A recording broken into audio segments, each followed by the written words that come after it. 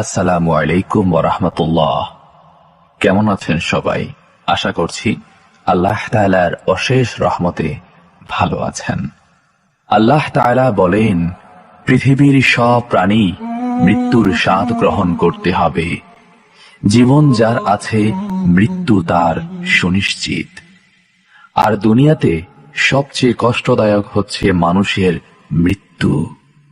কারো আপনজনের মৃত্যুতে স্বজনের বিয়োগ ব্যথাই নয়, বরং মৃত্যুবরণকারী ব্যক্তিও প্রচণ্ড শারীরিক কষ্টের সম্মুখীন হয়।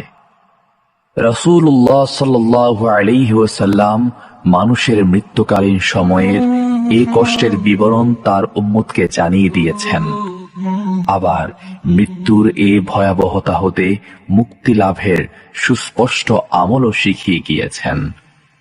তানবীহুল গাফিলিনে মৃত্যুকালীন কষ্টের উপর একটি হাদিস উল্লেখ করা আছে। হযরত উমর রাদিয়াল্লাহু তাআলা আনহু একবার হযরত কাব রাদিয়াল্লাহু তাআলা আনহুকে বলেছিলেন, আমাকে মৃত্যুর অবস্থা সম্পর্কে কিছু বলুন। তখন হযরত কাব রাদিয়াল্লাহু তাআলা আনহু বলেন, মৃত্যু হলো কাঁটাদার গাছের মতো। কাঁটাযুক্ত সে গাছটি যখন মানুষের পেটে ঢোকানোর পর তার প্রতিটি কাঁটা শিরায় শিরায় লেগে যায়, তখন একজন শক্তিশালী মানুষ যদি গাছটি ধরে জোরে টেনে বের করার চেষ্টা করে, ওই মুহূর্তে শিরায় শিরায় বিদ্ধ হওয়া কাঁটার আঘাতের কষ্ট মানুষটি হাড়ে হাড়ে উপলব্ধি করে।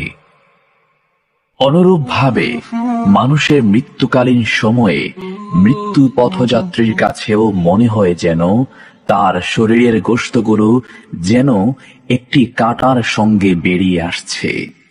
সে মৃত্যু যন্ত্রণা মানুষ হাড়ে হাড়ে উপলব্ধি করতে থাকে। এ হলো মৃত্যুকালীন সময়ে মানুষের মৃত্যু যন্ত্রণার নমুনা। এ কারণেই আল্লাহ তাআলা কুরআনে ইরশাদ করেছেন, হে ঈমানদারগণ, তোমরা আল্লাহকে সেভাবে ভয় করো যেভাবে ভয় করা উচিত, এবং অবশ্যই মুসলমান না হয়ে মৃত্যুবরণ করো না। সূরা আল ইমরান আয়াত 102।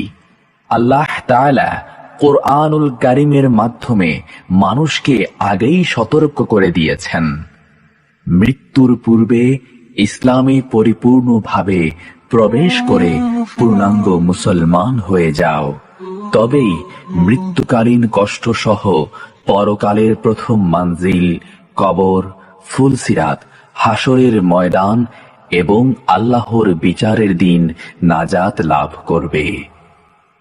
আল্লাহ তাআলা মুসলিম উম্মাহকে মৃত্যুকালীন সময়ের কষ্ট থেকে হেফাজত করুন, পরকালে নাজাত দান করুন।